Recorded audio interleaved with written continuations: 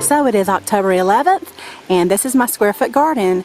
We've had a lot of wind today from Hurricane Michael, and so I just wanted to walk through the garden and see how the pepper plants are doing, because with all the peppers this time of year, the wind can easily knock the limbs off, and especially when they're weighted down with peppers. So I tried to support them the best I could.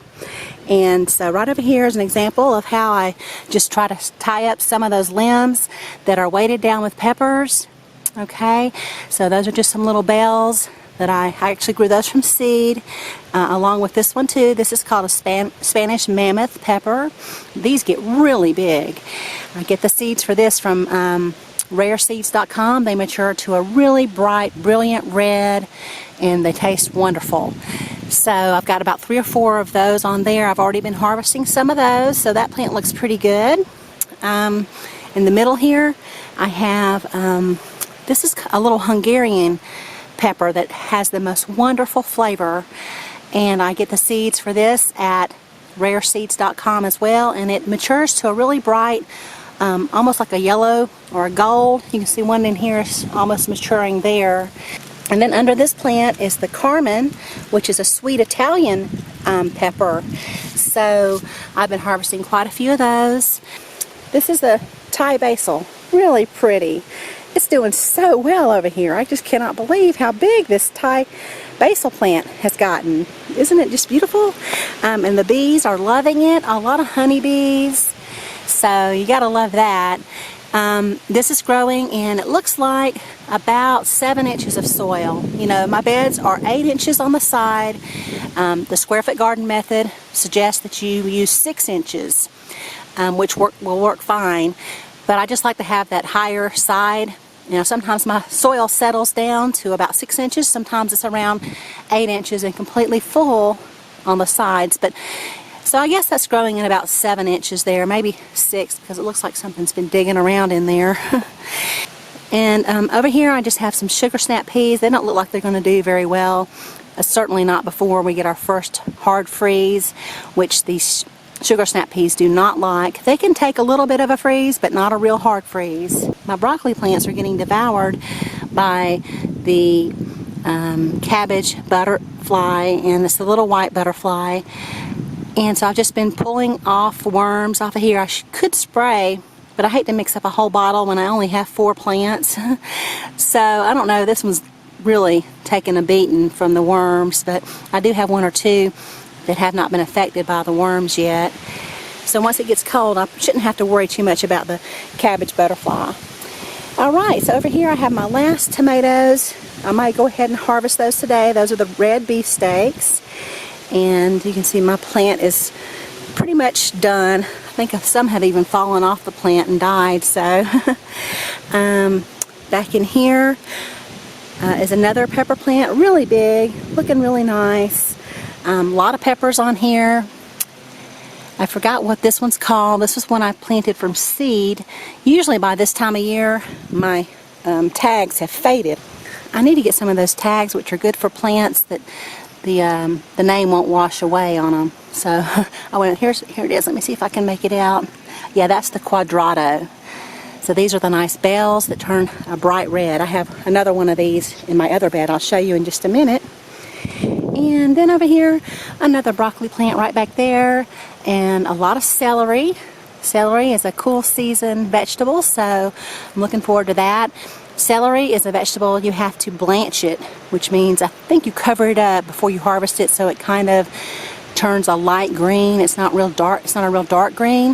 Of course, you can use it at any stage. I'm sure it wouldn't be a big deal. I've grown it before, but it's been about 4 or 5 years ago.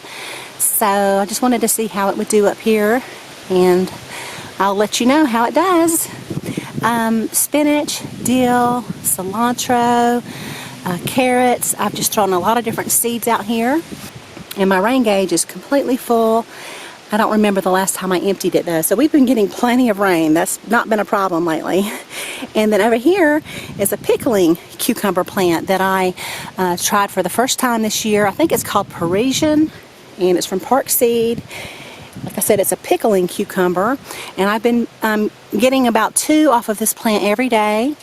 So here's one right here. I picked 2 last night as well. So there's one. And so I've just been fermenting these actually, and I'll try to share that recipe with you. If not in the next few weeks, I'll do it next year for next season, next growing season. And then turnip greens, these are really big. They're better if you pick them at around about 6 or 7 inches. So I'm going to actually put these in a soup, so that won't be a problem. I'll just chop them up. But they're much tender and sweeter when you harvest them early. Of course, right back in there, a lot of scallions. And my peanut plants are underneath this basil. So I just cannot wait to harvest those. You can see, hopefully I can get you a good picture here. You can see how all of those, I forgot what you call those. But anyway, the peanut plant works its way down into the soil. And you can see how it almost looks like it's got little roots coming out, but those actually come out from the flower, and then the peanut grows underneath the soil. So I can't wait to see how my peanuts are doing. And then the Thai hairy lemon basil just smells so good, you can just barely touch it, and it just has such a wonderful lemon scent, just really nice. And then my final bed is over here, and again I have 2 broccoli plants. I just try to check on these to see if there are active worms on there. Hopefully they'll do okay. I probably should have just sprayed these right off the bat. Right when I saw a cabbage butterfly, I should have started spraying these. But, oh well, live and learn. I just let it go. And then I have cilantro over here doing real well. Dill, sugar snap peas back there that, like I said, probably won't make it. I planted them a little bit too late this year. I have some scallions up. Now if we get an early snow this year and those scallions aren't real mature and they don't have a nice root system, I will probably lose those. So anyway, and then this is another quadrado pepper plant. And y'all saw me use this in some smoked paprika last week. And these mature to that nice beautiful red. So I get the seeds for those from rareseeds.com as well. Oh, and there's one more thing I wanted to show y'all. Of course, I have some lemongrass. I showed you that in my last square foot garden tour. I'll need to harvest this pretty soon because we'll get a freeze and lemongrass will not survive the freeze. One year it did. It survived the freeze for me. It was a very mild winter. I had harvested the lemongrass, and I left the root system down there, and sure enough it sprung up the next year. So I'm in zone 6B. I think it would survive winters in maybe zone 7. I can't say for sure, but I think it might. And then down there, I looked out my window a little while ago and I saw my pepper GreenStalk had turned over. We've had really strong winds today, so I need to go down there and clean that up. Hopefully it's not broken and shattered or anything. But a couple of weeks ago, before Florence came through, I put it over by the house so that it wouldn't fall over from the wind. But I didn't do that this time. I just completely forgot about it. And sure enough, this is a really windy hurricane. You know, we've gotten a lot of wind. With Florence, we got a lot of rain. So anyway, I'm really disappointed about that. But I did do a really nice harvest last week on the pepper GreenStalk. So I'll probably just go ahead and pull all the plants out and clean it up. I was hoping to overwinter it in my garage, but it doesn't look like that will happen if there's a lot of damage on those plants.